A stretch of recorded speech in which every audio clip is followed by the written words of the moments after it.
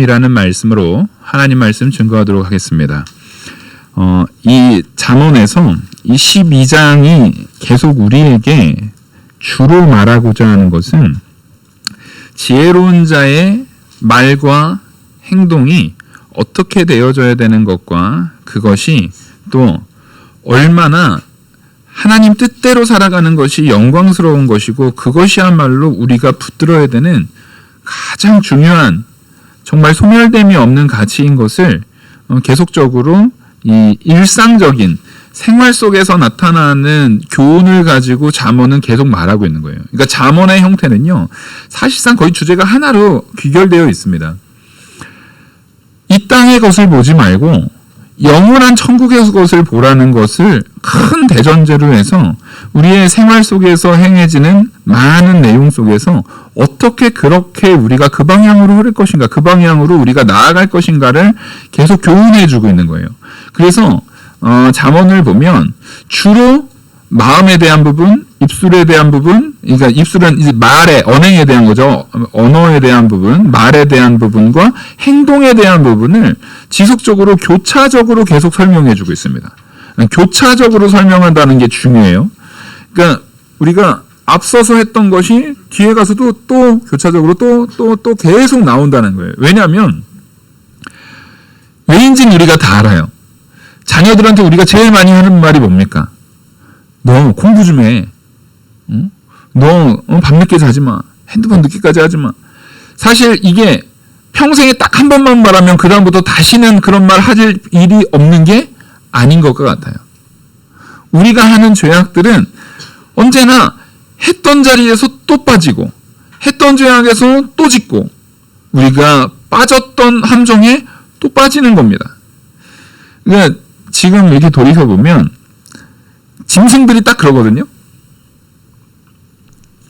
그러니까 제가 전에도 한번 말씀드렸던 것 같은데 신혼여행 딱 갔을 때 말레이시아에서 그 원숭이를 잡는 방법, 원숭이를 사냥하는 방법이 이렇게 유리병 같은 데에다가 딱 원숭이 손이 들어갈 정도의 구멍이 된 병이 있잖아요. 그 병 안에다가 원숭이가 좋아하는 열매를 넣어놓는 거예요. 그리고 나서 그 병을 끈에다가 꽁꽁 묶어놓습니다. 나무 밑에다 놔두고 꽁꽁 묶어놓으면 그 원숭이가 그 열매를 잡으려고 병 안에 손을 집어넣어서 열매를 쥐잖아요. 그럼 처음에 넣을 때는 손을 이렇게 해서 넣었으니까 들어갔는데 움켜쥐는 순간에 이게 나와요, 안 나와요? 안 나와요. 안 나와요. 그러면 이거를 빼는 방법은 간단하죠. 뭐 하면 됩니까? 놓으면 돼요. 놓으면 넣었던 대로 그대로 다시 나올 수 있는 겁니다. 또 원숭이는 이 손 겉 표면이 털로 돼 있기 때문에 쉽게 들어가고 쉽게 빠진대요. 근데 이걸 쥐는 순간에 이걸 못 빼는 거예요. 근데 이 사냥법이 얼마나 오래된 건지를 제가 찾아봤더니 그 추정되기로만 해도 몇백 년, 1000년 전에도 이 사냥법을 사용했을 거라고 추정한답니다. 그러니까 사람이 딱 이 짐승 같아요. 이 하나님의 인도와 은혜와 사랑과 하나님의 이끄심 가운데 거룩한 성도로 그리스도를 닮아나가는 모습으로 변화되지 않은 성도는 딱 뭐와 같은 겁니까? 이 짐승과 같아요. 1000년이 지나도 그 사냥법이 바뀔 필요가 없는 거예요. 왜요? 1000년이 지나도 원숭이들이 똑같이 그 사냥법에 어떻게 되는 겁니까? 걸리는 거예요. 자, 지금도 참새를 잡으려고 할 때 소쿠리 같은 거 이렇게 놔두고 소쿠리 옆에다가 나뭇가지 이렇게 딱 세워놓은 다음에 거기에 곡식들 뿌려놓고 가만히 기다리고 있다가 이 새가 안으로 딱 들어가려고 하면 이거 끈 딱 당겨가지고 하면은 실제 참새 잡을 수 있어요, 없어요? 지금도 잡을 수 있어요. 지금도 잡을 수 있어요. 사냥법이 바뀌지 않는 이유는 변화가 없어서 그래요. 분명히 우리는 말씀을 통해서 이게 죄라는 걸 알면서도 뭘 놓지 못합니까? 내가 손에 쥐고 있는 걸 놓지를 못해요. 그래서 그 죄악에 붙들려 있는 겁니다. 놓으면 나올 수 있어요. 놓으면 그 죄의 종에 더 이상 붙들려 있을 일이 없어요. 그걸 제가 오늘 지금 말씀드려서 처음 아셨습니까? 아니잖아요. 단 단지 예화에 대한 부분이라든가 방향의 초점이라든가 이런 게 조금씩은 다를 수 있어도 여러분 지금까지 계속 그런 말씀 들었습니다.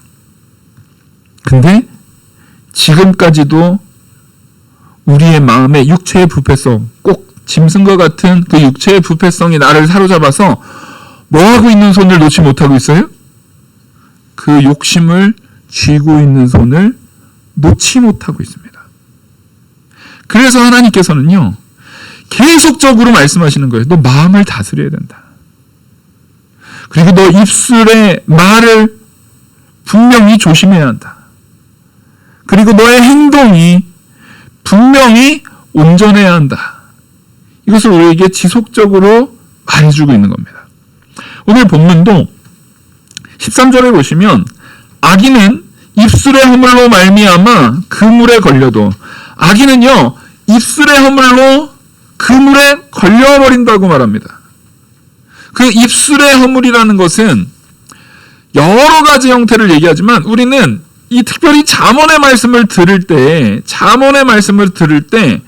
우리가 반드시 버려야 되는 생각이 있어요. 잠언의 말씀을 들을 때는요, 이 말씀을 듣는 대상자가 다른 사람은 다 지워버리고 딱 나만 남겨놔야 됩니다.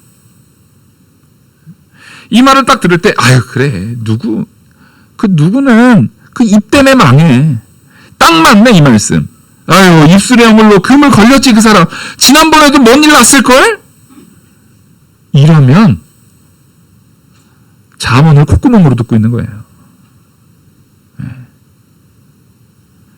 이게 들음이 엉뚱하게 되고 있는 거예요. 악인의 입술이라고 할 때 여기서 이 악인은 나는 택한 백성이니까 나 말고 다른 사람을 얘기한다라고 말하는 게 아니라 잠언에서 말하고 있는 악인과 의인은 전부 나예요. 따라했습니다. 잠언에 악인도 나고 의인도 나다. 그래서 악인 얘기한다고 해서 좌절할 필요도 없고 의인 얘기한다고 해서 교만할 필요도 없는 거예요. 악인도 난 거예요. 의인도 나에게 말하는 겁니다. 그래서 내가 악한 자리에 있음을 분명히 알 수 있는 것이 내 입술의 열매가 어떤지를 보면 내가 지금 악인의 길을 가고 있구나. 그걸 분명히 알 수 있는 겁니다. 그래서 그걸 잘 기억하시고 있어야 돼요. 그래서 입술의 허물로 우리가 자꾸만 그 물에 걸려 넘어질 수 있는 거예요. 내가 걸려 넘어질 수 있는 거예요. 어떤 사람이 어려움을 당할 수 있어요. 지금 아까 기도하셨던 것처럼 터키나 시리아 내전이 엄청 많았잖아요. 지금도 기사를 보면서 어이가 없어요. 피해가 현저하게 줄을 수 있었던 거를 피해를 키운 이유가 내전 때문이랍니다. 내전 때문에 건물의 내구성이 너무나 현저하게 약해져 있어 버려가지고 그래서 더 폭삭 무너졌답니다. 이게 얼마나 한심한 일입니까? 그러면 우리는 다릅니까? 우리 주변에 그런 지진, 건물 이런 것이 아니라 내 스스로 내 안의 죄악과 욕심으로 남과 헐뜯고 시기하는 마음으로 질투와 시기와 그런 다툼의 마음으로 우리의 영적 내구성을 시리아 내전처럼 계속적인 영적 싸움으로 그 내구성을 점점 약화시키고 있지는 않습니까? 그래서 영적 지진이 일어났을 때 폭삭 무너져 버리는, 와장창 와해돼 버리는 그런 정도의 수준까지 우리가 이미 가 있지 않은지 돌이켜 보셔야 돼요. 빨리 검사해야 돼요. 말씀을 통해서 다시금 검사해야 됩니다. 이게 지금 너무나 위태로운 상태가 아닌지, 내 영적 내구성이 내진 설계로 다시금 분명하게 세워질 수 있는 보강이 잘 되고 있는지 봐야 합니다. 단지 지금 당장 무너지지 않은 건 뭐예요? 지진이 터키에는 일어났고 여기에는 일어나지 않은 것뿐이에요. 한국에 한 8도 되는 지진이 일어나면 당장에 제가 이제 부교육자였을 때 저기 구룡마을 가보면은요, 거기는 아예 항상 지금 서울 강남이잖아요, 거기가. 예? 서울 강남입니다. 그 옆엔 가장 지금 서울에서 제일 비싼 아파트 옆에 길 건너면 있는 게 아직도 구룡마을이에요. 거기 사람들 살고 있어요.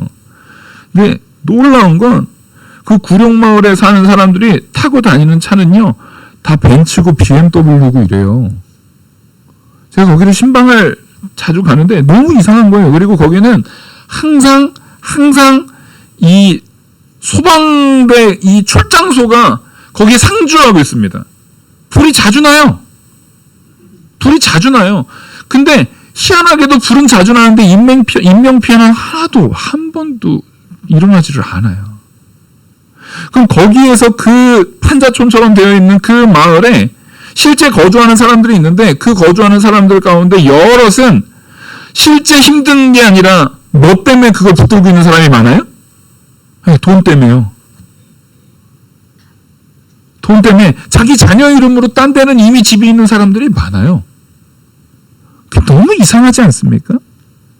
근데 불시에 하나님이 그 8도까지도 필요 없어요. 거기는 지진 거기에다 일어나면 거기 인명피해 나오겠습니까? 안 나오겠습니까? 대번에 나옵니다. 대번에 나와요. 그 소방관들이 왜 거기 상주하겠어요? 그거 불 나면은요, 큰일 나요. 인명피해가 없는 이유는요, 소방관들이 정말 빨리 대처하기 때문에 그래요. 너무나 고생들을 많이 해요. 특히 소방관들 보면 진짜 고생들을 많이 해요. 우리는 생각보다 내 욕심을 위해서는요, 영적인 생명, 육신의 생명까지도 위태위태하게 많이 걸어놓는 경우가 많아요. 분명히 이거 위험 요소가 많은데도 불구하고 위험은 당장에 눈에 안 보이고 이익만 눈에 보여서 그렇게 덥석덥석 묻는 사람이 얼마나 많습니까? 작년에 그 비트코인 때문에 얼마나 많은 젊은 사람들이 목숨을 끊고 큰 문제가 일어나지 않았습니까? 근데 너무 황당하게 최근에 또 막 뉴스에 다시 요즘에 AI, 챗 GPT 이거 얘기하더니 이제 다시 막 메타버스네, 다시 또 비트코인이네 이런 게 기사에 스물스물 올라오더라고요. 그것 때문에 사람들이 난리가 났던 게 불과 아직 1년도 다 지나지도 않았는데 왜 그래요? 걔네들은 멍청해서 그렇고 나는 이익을 볼 수 있어라는 욕심들로 또 거기에 뛰어드는 거예요. 자, 보십시오. 이 모든 것들은 뭐에서 기인됩니까? 교만한 자기 마음에서 나옵니다. 교만한 자기 생각에서 나와요. 우리는 이 모든 일들이 분명하게 어떻게 주어지는지를 잘 분별해서 볼 줄 알아야 됩니다. 분별해서 볼 줄 알아야 돼요. 터키나 그런 사고나 무슨 그런 금융사고나 비트코인 때문에 망한 상황이거나 그런 모든 것들이요, 절대 그 사람이 더 악하거나 더 미련해서가 아니라 우리도 내가 욕심의 눈이 한꺼풀 싹 가리우면은요, 얼마든지 뭐 할 수 있어요? 큰 화를 당할 수 있어요. 저는 정말 너무 안타까운 게 그 구룡마을에 정말로 불시에 또 불이 확 일어나서 하면 빠져나오지도 못해요. 거기에서 얻어질 돈이 얼마일진 모르겠지만 그것 때문에 나타난 그런 위험 요소들을 나한테는 일어나지 않을 사건이라고 생각하고 내 머릿속에는 거기에서 얻어질 수억 원의 이익만 머릿속에 떠올리면서 그러고 있는 모습들을 보면 사람이 욕심이 그 안에 들어가면 얼마나 미련해지는지를 분명하게 알 수 있어요. 또 하나 안타까운 건 그 구룡마을에서 안에서 거주하고 계시는 분들을 보면은요, 젊은 사람들 아니에요. 다 자기들 부모님 거기다 들여놓고 있어요. 악마인 것 같아요, 제가 볼 적엔. 자녀들은요, 다른 데다가 집 번듯하게 해놓고 뜨뜻한 데서 잘 삽니다. 근데 거동도 불편해서 제대로 거동할 수 없는 자기 아버지, 어머니, 그분들을 거기에 거주하게 해요. 그분들 앞으로 사셔도 얼마나 살지 모르겠는데 거기에서 거주하게 해요. 가끔가다 차들이 주차되어 있는 거 보면 다 고급차예요. 외제차예요. 다 자녀들 차입니다. 감옥입니까 거기? 사람이 그렇게 악해요. 이익을 위해서 부모를 파는 거예요. 저는 그 모습 보면서 거기에 사는 모두가 그러진 않겠죠. 근데 거기에 사는 상당히 많은 사람이 그런 악행을 저지르고 있는데 그게 악인지 모르고 자기가 지혜롭다고 생각해요. 이런 게 투자지.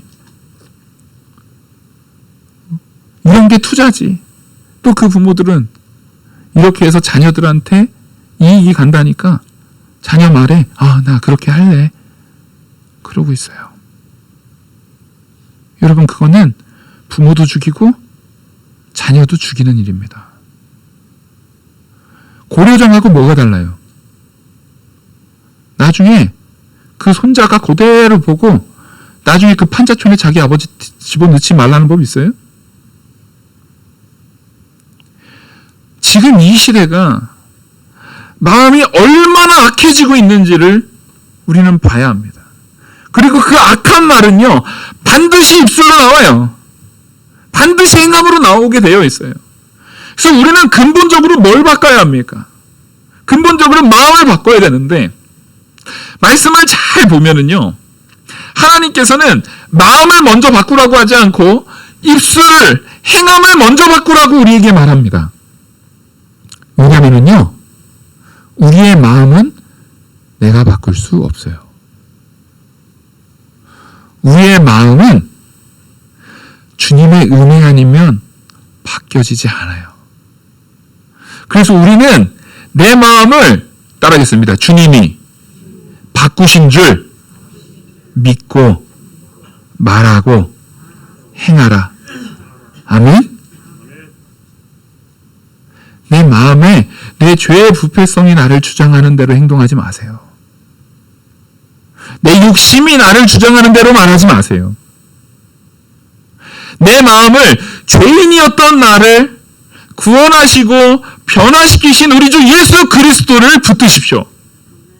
성령께서 우리 안에 계시는 줄 믿으시기 바랍니다. 성령 하나님께서 우리와 함께 하십니다. 근데 그 성령의 능력이 내게 임했는데 내가 변하지 않는다고요? 그럴 수 있습니까? 그럴 수 없습니다. 하나님께서는요, 악인의 입술은 분명히 망한다. 의인은 환난에서 벗어난다. 우리는 원래 악인이었는데 의인은 어떻게 되는 건데요? 내가 이제부터 착한 일 열심히 하면 의인 됩니까? 아니에요. 의인은 그 환난에서 벗어난다라고 말한다니까요. 그러니까 이 의인도 어디에 있었던 거예요, 지금? 환난에 있었잖아요. 그러면 원래 의인이면 환난에 없어야 되잖아요. 이 사람의 원래 있었던 위치가 어디였다라는 걸 확인할 수 있는 거입니까? 그물에 걸려져 있던 악인이었던 거예요. 여러분, 이걸 잘 아셔야 됩니다. 잠언은 언제나 이 변화를 말하고 있는 거예요.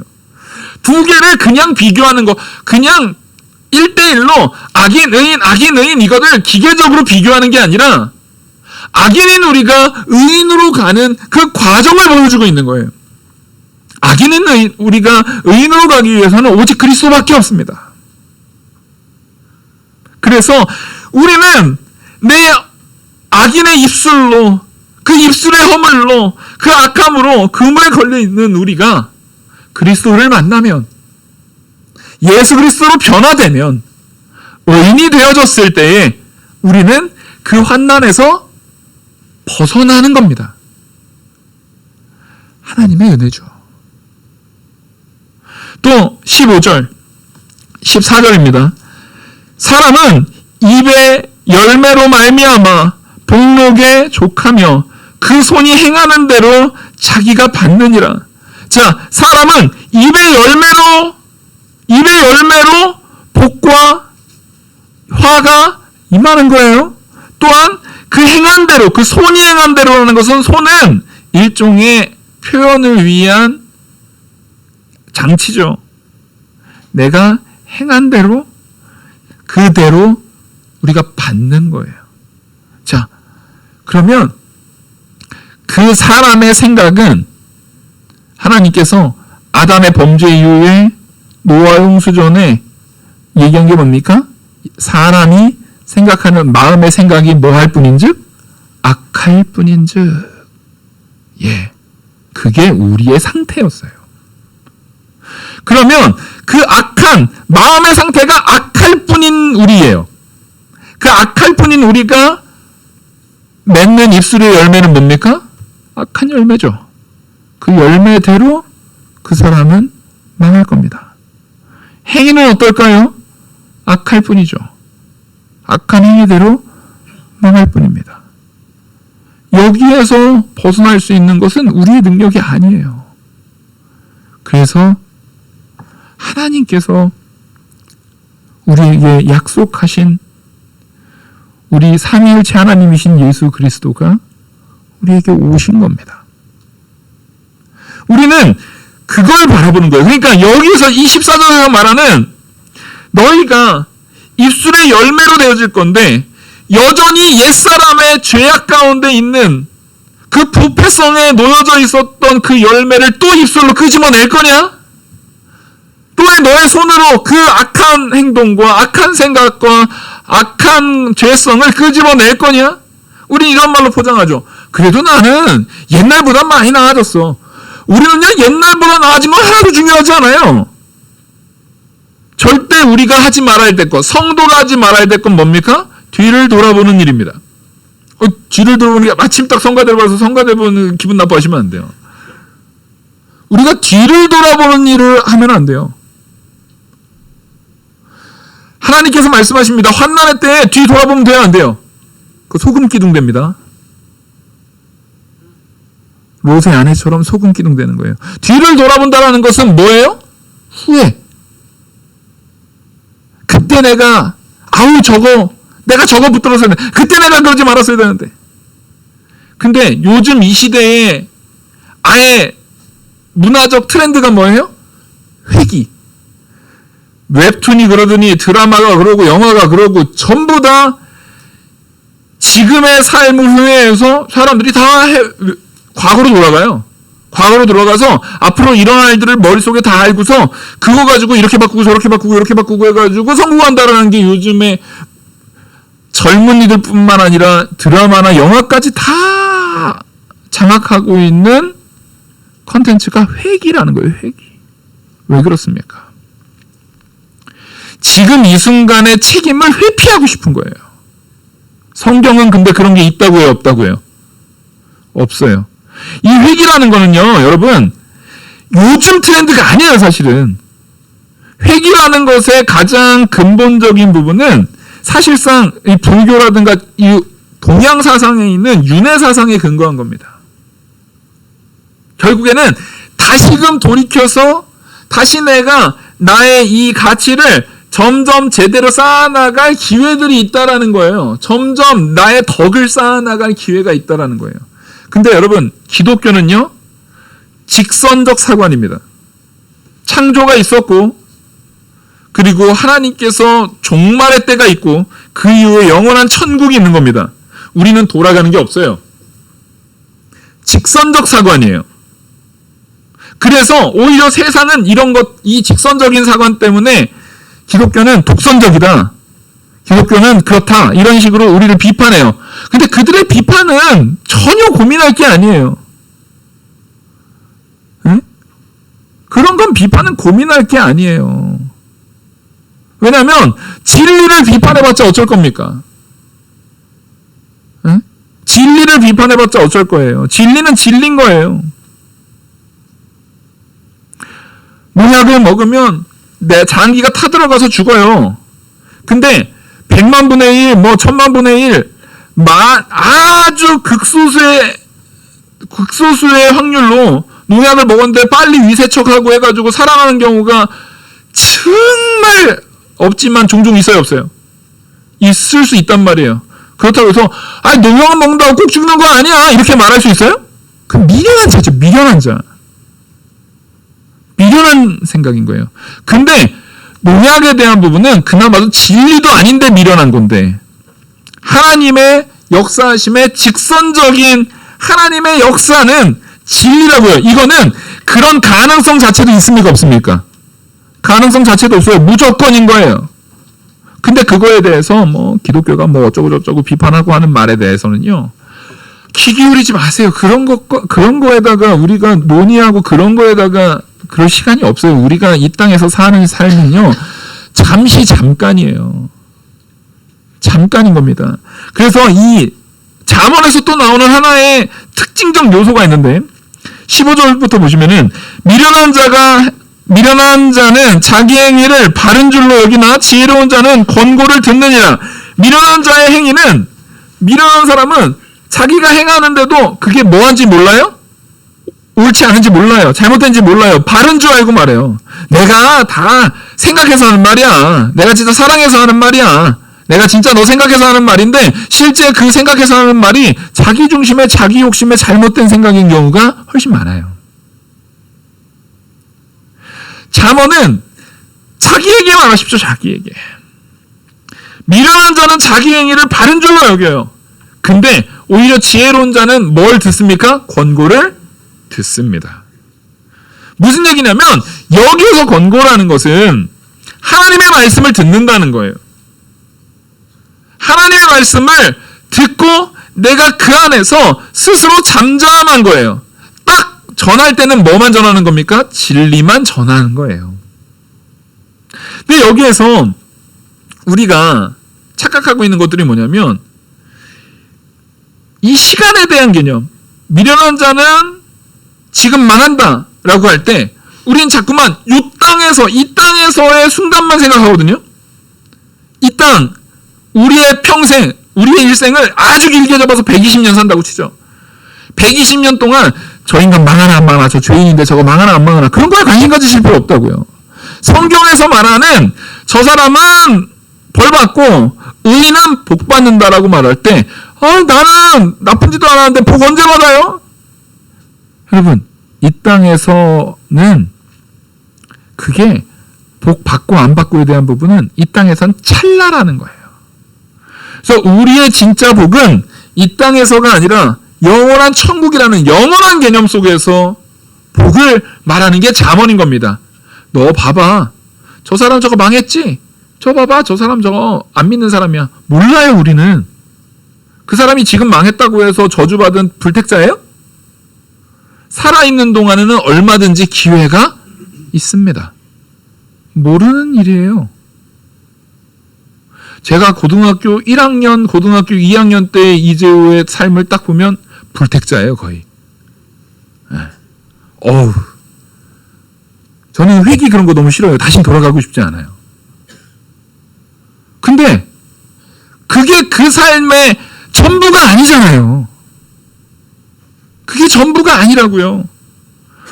우리에게 어두웠던 부분이 있는가 하면 또한 하나님 말씀 앞에 온전하게 세워지는 부분이 있어요.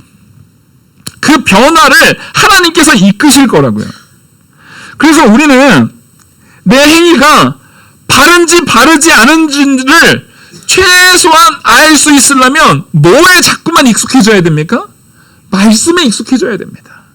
하나님의 이끄심, 하나님의 인도에 우리는 정말 익숙해져 있어야 돼요. 그래서 여러분, 매일 말씀을 보시고 말씀을 집에서 유의미하게 이것을 충분히 읽을 자신이 없으시면요, 말씀을 계속 듣기라도 하세요.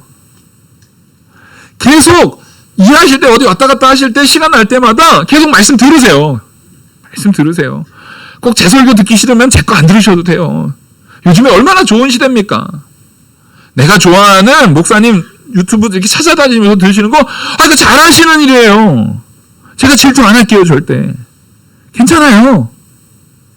잘하시는 일이에요, 그거. 자꾸 말씀을 들으셔야 돼요. 듣고 마음에 깨닫는 은혜가 있어야 돼요. 그렇게 내가 하나님의 지혜를, 권고를 들을 수 있는 들을 길을 가져야 됩니다. 들을 길을 가질 수 있어야 돼요. 우리가 책을 너무 안 보는 사람들이 경험하는 게 있어요. 어느 날 마음 먹고 책을 이렇게 보는데 한 챕터를 다 읽는데 읽는 내용이 눈에도 하나도 안 들어오는 경험을 아무도 책을 아예 안 보셔서 모르시죠? 지금. 그런 경험을 경험할 때가 있어요. 근데 그게 극복되는, 책의 수준마다 다른데 그게 극복되기 위해서는 반드시 노력이 필요합니다. 책을 많이 보는 수밖에 없어요. 그러면 어느 날 갑자기 신비로운 일이 딱 생깁니다. 신비로운 능력. 그러니까 저는 다독을 되게 좋아하거든요. 다독이 모든 것에, 이 지적인 것에 가장 좋은 방법은 정말 다독하는 거예요. 그걸 이길 자는 없어요. 다독이 제일 좋은 것 같아요. 근데 다독과 속독은 다른 겁니다. 근데 다독하다 보면 속독이 자연스럽게 이루어져요, 안 이루어져요? 자연스럽게 이루어져요. 근데 속독법 학원 가가지고, 제가 또 옛날에 책 보는 거 좋아해가지고 속독법 막 학원 그것도 봐봤어요. X자, Z자. 이거 는자. 그리고 목을 꼭 움직여야 돼요. X, Z. 그래서 이 페이지를 볼 때는 Z로 보는데 일로 넘어갈 때는 E자로 봐야 되고 요쪽 가면은 또 이음자도 있어요. 어떻게 이해를 하는 건지 모르겠어요. 동그랗게 보래 이렇게. 별짓 다 해요 진짜. 근데요. 그 같은 책을요. 제가 비밀을 알려드릴게요. 제가 꼭 이거는 정말 깊이 이해하겠다라고 생각했던 기독교 강요를 제가 센 것만 20번 넘게 봤거든요. 더 봤어요. 그 이후부터 안 세서 그래요. 근데 그거를 이제는 그렇게 여러 번 봤더니 무슨 일이 생기느냐? 딱 보면 한 단락이 보통 요즘 우리가 보는 문학은 한 단락이 한 2-3줄이면 한 단락이지만 과거에 이상하게 옛날 분들은 한 단락이 한 7줄, 길 때는 45줄이 한 단락인 경우도 있어요. 네. 근데 적어도 한 6줄에서 10줄까지는 한눈에 싹 들어옵니다. 왜요? 그걸 많이 봤거든요. 그래서 거기서 말하는 단어의 의미를 많이 보고 많이 이해했고 많이 깨닫고 있거든요. 많이 노출되어 있거든요. 충분히 이해하고 있거든요. 그래서 그게 보이는 거예요. 근데 우리가 왜 미련한 곳에 있습니까? 내가 미련한 줄을 몰라요. 왜? 이해를 못하고 있기 때문에 그래요. 그럼 내가 미련한지 안 미련한지를 이해할 수 있는 방법은 하나님의 진리를 많이 노출돼서 많이 읽고 많이 듣고 많이 거기에 노출되어져 있는 거예요. 그러면 딱 아는 거예요. 우리는 이게 제가 지난 어렸을 때 농구를 너무 좋아해가지고 농구 경기를 딱 보면 저는 너무 재밌는데, 왜냐면 전술이 막 보이잖아요. 와, 저걸 한다고 막 착착착 해서 딱 하는데 농구에 대해서 잘 모르는 사람은 그게 재밌어요, 안 재밌어요? 다 안 보다가 골 들어갔어요. 아니 넣었네? 요것만 본다고요. 사실 저는 저기에서 저 패스가 저렇게 들어간다고? 저거를 커버를 쳐주고 저 뒤를 돌아서 저걸 받아서 저렇게 들어간다고? 와 하면서 보는데 그런 게 하나도 안 보이면 그 행간을 읽지를 못하는 거예요. 그 과정을 저 얼마나 연습했을까? 그 과정, 그 행간을 읽지 못하니까 그게 그냥 별게 아닌 것처럼 보이는 사람도 있는 거예요. 적어도 우리가 성도로서 신앙생활을 10년, 20년, 30년, 40년 했으면 말씀의 행간이 내 행동에서도 삶에서도 언어에서도 나와야 됩니까? 안 나와야 됩니까? 그게 보여야 됩니까? 안 보여야 됩니까? 근데 우리가 잘 못 봐요. 왜냐면 우리는 죽어라고 말씀을 안 보거든요. 죽어라고 말씀을 잘 안 듣거든요. 듣고 싶은 것만 듣고 듣기 싫은 거는 금방 또 잊어먹거든요. 그 덕에 목사가 설교하고 먹고 산다라고 말하면 할 말 없어요. 근데 여러분, 그 덕에 목사가 사는 거 아닙니다. 목사를 살리시는 건 그 입에 망을 씌우지 않는 하나님의 은혜로 사는 거예요. 여러분들이 100% 이해해가지고 저보다 더 지혜로워져도요, 하나님이 저는 먹여 살려요. 걱정하지 마세요. 저보다 더 뛰어나지십시오. 더 말씀 많이 듣고 더 말씀 많이 보고 더 훌륭해지십시오. 괜찮아요. 그럼 저는 더 열심히 노력할게요. 우리는 하나님의 말씀의 은혜에 대한 부분을 깊이 깨닫고 이해하는 그런 역량이 있어야 합니다. 절대 그 일에 소홀히 하지 마십시오. 절대 소홀히 해서는 안 돼요. 소홀히 했을 때 나타나는 일들이 16절 미련한 자는 당장 분노를 나타내거니와 슬기로운 자는 수욕을 참느니라. 하나님의 말씀에 온전히 잘 되어져서 잘 양육돼서 내가 영적 수준이 신앙의 수준이 올라가게 되면요 수욕을 얼마든지 참아낼 수 있어요. 왜? 주님은 나보다 내 죄 때문에 더 큰 고통과 더 큰 고난과 더 큰 수욕을 당하셨거든요. 근데 우리가 스스로 자라나지 못하면 누가 나를 조금만 무시해도 날 무시해? 그거는요 여러분 이상하죠? 우리가 직장에서 나한테 돈을 주고 월급 주는 사람한테는 그 돈이 크면 클수록 그 사람이 나를 대놓고 모욕하잖아요. 교회에서 모욕당할 때가 크세요? 직장에서 모욕당할 때가 더 크세요?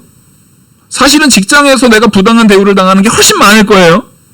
집에서 가정에서의 관계보다 정말 돈으로 서로 묶여져 있는 관계에서 나를 무시하는 경우가 훨씬 많을 거예요. 그죠?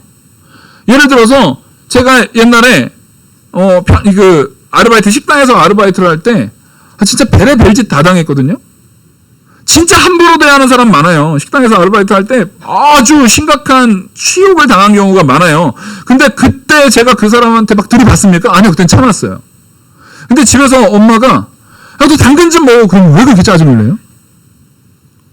지금 생각해도 정말 악한 놈이었어요. 고1 때. 악한 놈. 그렇게 엄마가 당근 먹으라도 안 먹는데 집사람이 먹으라면 먹어요, 이제. 그러니까 아들 자식 키워봐야 소용없어요. 엄마가 죽으라고 먹으라고 해도 안 먹던 거 집사람이 먹으려면 먹더라고. 우리는요, 분명히 무언가의 분노에 대한 부분도 뭐에 따라요? 말씀에 근거하지 않고요, 자기 이익에 따라요. 직장에서 내 일에서 내가 돈을 벌기 위해서는 분명히 분노를 참아내면서도 집에서는 이익관계가 아니라 내가 그대로 누릴 수 있는 관계에서는 마음껏 승질을 내버려요. 마음껏 분노를 저질러요. 교회 안에서도 마찬가지예요. 분명히 더 존중하고 섬겨야 되는 자리에서도 다른 데서는 참았던 거를, 다른 이해관계에서는 참았던 거를 교회에서는 막 승질을 내고 막 분노를 내요. 여러분 정신 차리십시오. 아주 악한 겁니다. 아주 악한 거예요. 나의 마음과 감정과 입술의 말과 행동에 대한 부분을요, 그 자본주의의 근거에서 행동하지 마세요. 하나님께서 분내지 말라 하는 말씀의 근거에서 하세요. 그리스도를 닮아나가라는 말씀의 근거에서 하셔야 되는 거예요. 함부로 하지 말아야 되는 것도 말씀의 근거에서 하셔야 되지, 저 사람은 나한테 그래도 유익이 되는 사람이고 돈을 많이 주는 사람이니까 그 사람한테는 함부로 안 하고, 저 사람은 나랑 뭐 별 상관없고 내가 우습게 봐도 되는 별로 능력도 없고 한심한 사람이고 하찮은 사람이니까 함부로 대하고, 도대체 하나님한테 얼마나 맞으려고 그런 교만한 마음을 만약에 잠시라도 그 마음이 내 안에 잠깐이라도 앉으려고 하면은 당장에 뽑아내셔야 되는 겁니다. 우리는 하나님 말씀 앞에 두려움이 있어야 돼요. 그래서 진리를 말하는 자, 17절부터 제가 쭉 읽어드릴게요. 진리를 말하는 자는 의를 나타내어도 거짓 증인은 속이는 말을 하느니라. 예, 보십시오. 진리를 나타내는 자는, 예수 그리스도의 은혜로 변화된 자는 의를 나타내요. 이 의는요, 내가 나타내려는 것이 아니라 내 안에 있는 그리스도의 의가 드러나는 거예요. 근데 거짓 증인은 속이는 말을 하는 거예요. 내 입술에 있는 거짓을 왜 해요? 내 이익을 위해서. 거짓이라는 것은 반드시 이해관계 속에서 나오는 겁니다. 그리고 칼로 찌른 같이 함부로 말하는 자가 있거니와 지혜로운 자는 지혜의 혀는 양약과 같으니라. 칼로 찌른 같이 함부로 말하는 건 왜 그래요? 이 사람이 마음에 안 들거나 아니면 그 상황이 마음에 안 들거나 어쨌든 내가 더 위에 있다라고 교만한 마음에 있거나 그 모든 면에서 그런 행동을 할 수 있는 거예요. 말을 조심하십시오. 함부로 남에 대해서 찌르는 말을 하시면 안 됩니다. 함부로 하시는 거 아니에요. 권면에 대한 부분도 충분히 기도하고 사랑하기 때문에 하는 거예요. 근데 목회자로서 권면해야 되는 일들이 많아요. 그래서 목회자로서 그게 제일 힘들어요. 되도록이면 제가 권면 안 하고 싶은 게 제일 커요. 왜냐하면 제가 그것을 100% 완성했기 때문에 하는 말이 아니거든요. 그래서 되도록 가리키는 자가 되지 않는 게 좋아요. 근데 우리는 자꾸만 내가 가리키는 자 되고 싶잖아요. 내가 지적하고 가리키고 하는 자가 되고 싶어요. 그거는 각오를 하셔야 됩니다. 하나님 말씀 앞에 내가 그 말씀 앞에 얼마나 많은 그 무게를 견딜 만한 각오가 있지 않으면요, 권면하는 것도 쉽지 않아요. 또 19절 진실한 입술은 영원히 보존되거니와 거짓의 혀는 잠시 동안 있을 뿐이라. 진실의 입술은 영원히 보존되는 이유는 뭡니까? 그 진리는요, 나한테서 일어나는 거면 영원히 아니죠. 그 진리는 내 안에 계시는 그리스도, 예수 그리스도의 은혜로부터 나와지는 것이기 때문에 영원한 거예요. 근데 거짓의 입술은요, 뭐예요? 나로부터 기인된 거예요. 그러니까 그 거짓의 입술은요, 잠시 잠깐이에요. 언제요? 거짓 해봐야 자기가 살아있을 동안이죠. 자기가 살아있을 동안만인 거예요. 그 다음 무슨 끝이에요. 그래서 이 땅에서의 인생의 길은, 이 땅에서의 삶을 우리는 저 사람은 맨날 거짓말하는데 왜 안 망해? 걱정하지 마세요. 그 사람 망하는 거는 하나님이 그 사람을 망하게 할 거면 영원한 지옥 불구덩이 속에서 망하게 할 거예요. 그거 가지고 억울해할 필요도 없어요. 아삽의 기도가 그거 아닙니까? 내가 거의 실족할 뻔했는데 적어도 실족하면 돼야 안 돼요. 영원하신 하나님의 보응을 보시고 실족하지 마십시오. 분명히 갚아낼 겁니다. 그래서 우리는요, 지금 찬란을 보는 것이 아니라 영원을 보는 자예요. 직성적인 사관이어도 내가 옛날로 돌아갔으면, 옛날에 그랬으면 이런 생각을 할 자가 아니라 영원의 사관, 직선적인 사관에서 영원한 저 방향을 보면서 하나님께서 내게 베푸실 그 은혜를 바라보면서 우리는 지금까지 있었던 후회들을 뭘로 다 품고도 남을 자들이에요? 하나님의 은혜로 품고도 해결하고도 남을 자들인 거예요. 걱정하지 마세요.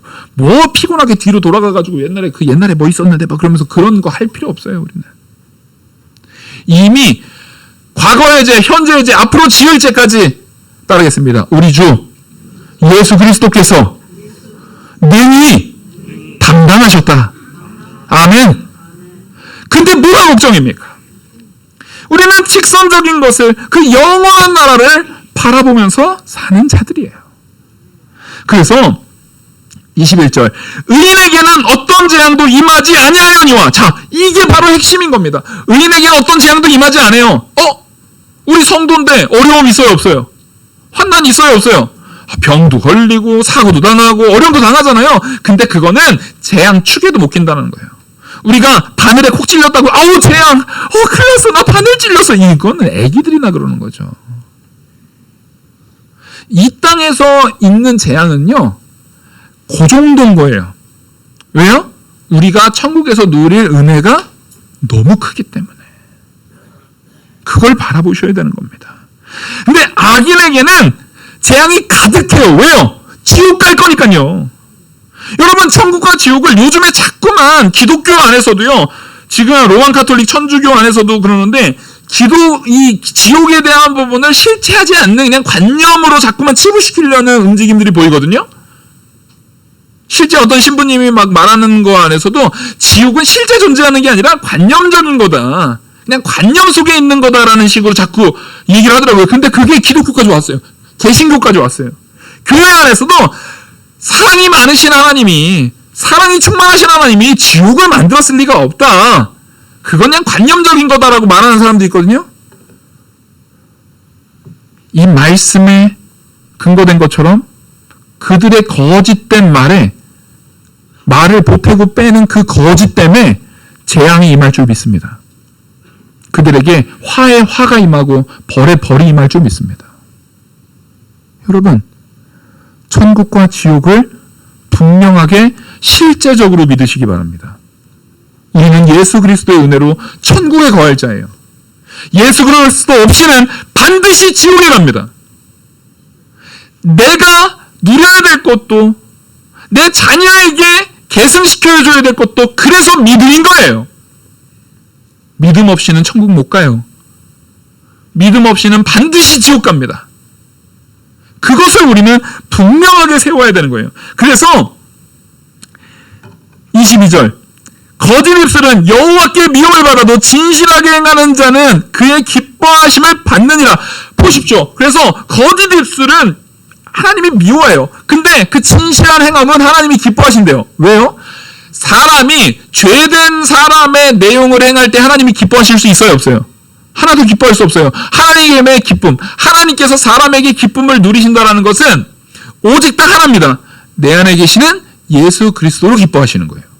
우리는 전적 타락하고 무능하고 부패한 죄인이에요. 근데 우리가 의인된 것은 오직 누구의 은혜요? 우리 주 하나님, 예수 그리스도의 은혜로 구원받은 거예요. 그래서 우리를 의인으로 받아주시는 것은 예수 그리스도 때문이에요. 그러니까 여기서 말하는 것은 내 안의 행함이 온전할 수 있는 것, 하나님이 기뻐하는 행함이 나올 수 있는 것은 내가 평소 말하는 습관이나 행동이 아니라 내 안에 계시는 예수 그리스도, 바로 나의 마음을 주장하시고 나의 마음을 이끄시고 나의 마음을 변화시키신 우리 주 예수 그리스도로만 하나님은 기뻐하십니다. 근데 나의 입의 말이, 나의 행함이 그 내 마음을 주장하시는 예수 그리스도에게부터 나오면 하나님이 기뻐하시지만 여전히 있는 내 죄의 부패성으로부터 나오면 하나님이 기뻐하세요? 미워하세요? 미워하실 수밖에 없는 거예요. 그러면 어디에서 끄집어내셔야겠습니까? 어디에서 끄집어내셔야겠습니까? 내 마음을 여전히 죄의 부패성으로 나를 내 스스로가 주장하게 하시겠습니까? 아니면 우리 주 예수 그리스도가 나를 주장하게 하시겠습니까? 아멘. 23절, 슬기로운 자는 지식을 감추어도 미련한 자의 마음은 미련한 것을 전파하느니라. 그 마음에 악한 것만 있는 거예요. 미련한 자는요, 그 마음에 악한 것이 나오게 돼 있는 거예요. 여전히 그리스도로 내 마음을 채우지 않으면 그 마음에 악한 것이 그대로 드러나게 되는 거예요. 마태복음 15장 18절에 입에서 나오는 것들은 마음에서 나오는 것이나니 이것이야말로 사람을 더럽게 하느니라. 마음에서 나오는 것은 악한 생각과 살인과 간음과 음란과 도둑질과 거짓 증언과 비방이니, 자, 우리 마음에는 이런 악한 것들이 있어요. 사람의 마음에는 이런 악한 것들이 있어요. 그래서 그 악한 것이 마음에서 나오는 그 악한 것이 그 사람을 더럽게 하는 거예요. 우리가 뭐 더러운 거 먹었다고 더러워지지 않아요. 좀 지저분한 거 먹어도 간이 다 해독해요. 진짜 더러운 건 우리 마음의 그 완악한 그 죄악들이 그대로 나올 때 그것이 사람을 죽이고 나를 죽이고 우리 모두를 죽이는 겁니다. 그러면 그 마음을 무엇으로 정화시켜야 돼요? 우리 주 예수 그리스도로 정화시켜야 되는 거예요. 예수 그리스도가 그 마음을 온전히 다스려 주셔야 되는 거예요. 그래서 우리는 하나님의 은혜 안에서만 그 마음의 것을 자꾸만 부지런히 끄집어내서 예수 그리스도의 마음을 품으면서 그 마음에 있는 것을 입술로 말하고 예수 그리스도의 마음을 품은 것을 행함으로 가고 예수 그리스도의 마음으로 삶을 살아가야 되는 겁니다. 그게 바로 따라하겠습니다. 착하고 충성된 종. 바로 착하고 충성된 종의 삶이 그런 삶이에요. 내가 하고자 하는 것을 하는 것이 아니라 주님께서 하고자 하는 일을 하는 것. 그 삶을 사십시오. 24절부터 보시겠습니다. 부지런한 자의 손은 사람을 다스리게 되어도 게으른 자는 부림을 받느니라. 하나님께서 우리에게 부지런한 삶을 살기를 말씀에서 원하시는 거예요. 그러면 우리는 뭐 하면 됩니까? 그 말씀의 뜻대로 부지런하게 사는 거예요. 근심이 사람의 마음이 있으면 그것을 번뇌하게 되나 선한 말은 그것을 즐겁게 하느니라. 우리는 마음에 근심을 품을 것이 아니라 마음에 우리 주 예수 그리스도의 생명의 약속, 그 언약을 마음에 품으면 선한 것으로 참된 은혜의 말씀으로 그 마음에 가득 채우면, 말씀을 통해서 마음에 채우면 그 모든 것들이 즐거움으로 바뀌는 거예요. 그래서 거지 나사로는 그 부자가 버린 걸 주워 먹고 걔가 헌대를 할 수 있어도 주님을 붙드는 마음, 천국을 향한 그 마음을 거두지 않는 거예요. 26절, 의인은 그 이웃의 인도자가 되나 악인의 소행은 자신을 미혹하느니라.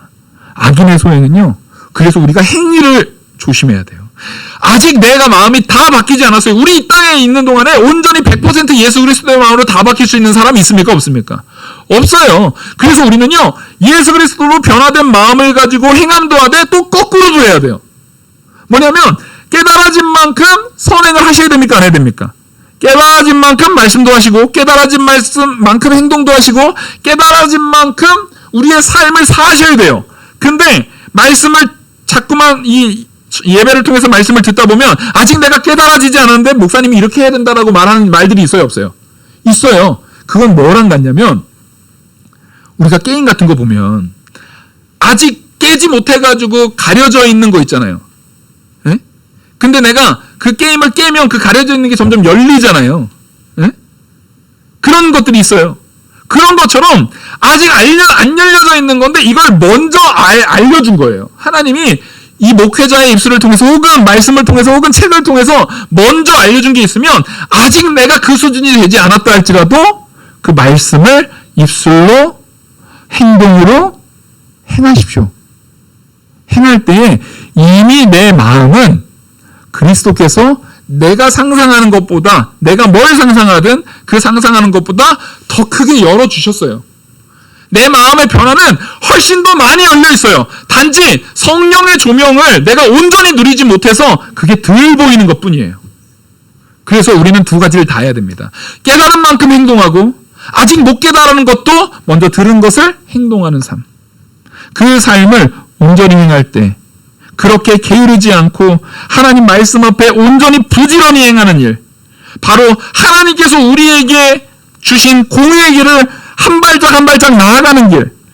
28절 같이 보시겠습니다. 시작. 공의로운 길에 생명이 있나니 그 길에는 사망이 없느니라. 아멘. 예, 우리의 생명이 있는 바로 그 공의로운 길, 하나님께서 말씀해 주신 그 길을 따라서 내 마음을 변화시키고 입술로 그에 합당한 공의로운 말을 하시는 우리 성도님들 되시기를 바랍니다. 행함으로 그 공의로운 행함의 길을 걸어가는, 그래서 생명을 추구하는 우리 성도님들 되기를 간절히 소망합니다. 기도하시겠습니다. 은혜와 사랑이 많으신 하나님 아버지, 오늘 12장의 말씀을 전체적으로 다시금 하나님께서 조망하여 보여주셨습니다. 이 말씀대로 우리가 준행하는 착하고 충성된 종 될 수 있도록 이끌어 주시옵소서. 이 모든 말씀 살아계시는 우리 주 예수 그리스도 이름으로 기도 올리옵나이다. 아멘. 찬송가